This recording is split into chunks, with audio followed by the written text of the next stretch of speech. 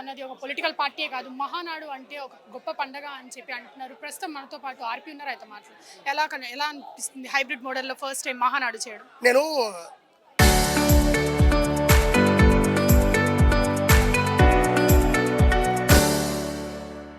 భారతదేశంలో కాదు ప్రపంచంలో ఏ ప్రాంతీయ పార్టీకి కార్యకర్తలు ఇంత సమ్మేళనంగా, ఇంత మూకుమ్మడిగా, ఇంత బాధ్యతగా ఒక కుటుంబంగా ఎక్కడా లేదు.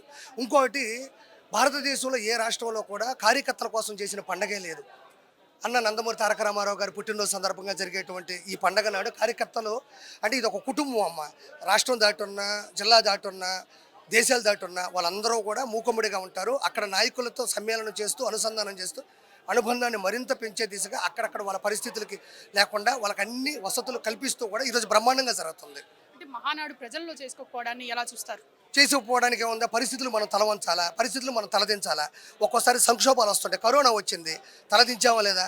అలానే నరేంద్ర మోడీ గారి పిలుపు మేరకు ఖర్చులు తగ్గించాలన్నటువంటి ఒక పరిస్థితి ప్రకారం ఇప్పుడు 100% దీన్ని తీసుకున్నాం. అయినప్పటికీ కూడా ఇది ఆగలేదు కదా. సో ఎక్కడెక్కడ పరిస్థితులు ఉన్నాయో అక్కడక్కడ స్క్రీన్లు పెట్టి అక్కడక్కడ నాయకుల ద్వారా వాళ్ళు అనుసంధానం చేస్తూ బ్రహ్మాండంగా జరుగుతుంది. అంటే ఈ రోజు మహిళలకి 33% రిజర్వేషన్ ఇస్తామని అన్నారు. అంటే ఈ ఎన్నికల నుంచో వచ్చే ఎన్నికల నుంచి అంటారు అనేది పూర్తి స్థాయిలో వాళ్ళే చెప్తారమ్మా. నేను చెప్పడానికి లేదు. అది ఏ జీవో అయినా సరే వాళ్ళే చెప్పాలి, మనం వినాలి. ఎందుకంటే వాళ్ళ అధికారికంగా అంటే ప్రతిదీ వాళ్ళ నోటీస్ అవుతుంది కాబట్టి మనం చెప్పడం నేను కాదు.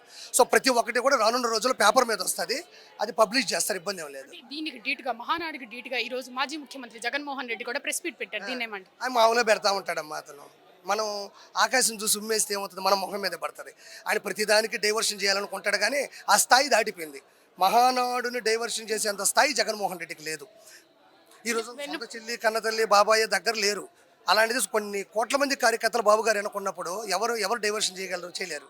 జూన్ 4 నుంచి 14 వరకు వెన్నుపోటు కార్యక్రమం అని నిన్న ఇందాక రిలీజ్ చేశారు. దీని గురించి ఏమంటారు? జూన్ 4 నుంచి 14 వెన్నుపోటు కార్యక్రమం అని మరి గొడ్డల పోటు అది కూడా ఆయనే చేసుకుంటే మంచిది. ఈరోజు ప్రతి ఒక్కరూ చెప్తున్నారు గొడ్డలి అంటే. ఇంతకుముందు సమరసింహారెడ్డి సినిమా గుర్తుకొచ్చేది. ఆయన ఒక గొడ్డలు పట్టుకొని మీ ఇంటికి వచ్చా, మీ నట్టింటికి వచ్చా అనేవాళ్ళు.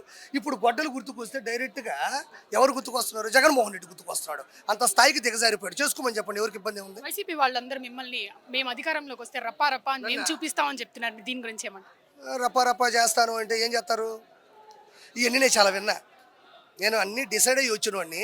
ఇంకోటి చెప్తున్నా, రానున్న 15 సంవత్సరాలు కాదు 25 సంవత్సరాలు బాబు గారు ఉంటారు, నారా లోకేష్ గారు ఉంటారు, పవన్ కళ్యాణ్ గారు కలిసి ఉంటారు. ఇవన్నీ డ్రీమ్స్, ఇవన్నీ కలలు గండం తప్ప సాకారం చేసుకునే పరిస్థితి లేదు. సో చూసారు కదా, అంటే రానున్న 10-20 ఇయర్స్ వరకు మేమే అధికారంలో ఉంటామని చెప్పి అయితే ఆర్పి అంటున్నారు. కెమెరామెన్ ధీరస్తో అథా మహమ్మద్, RTV మహానాడు.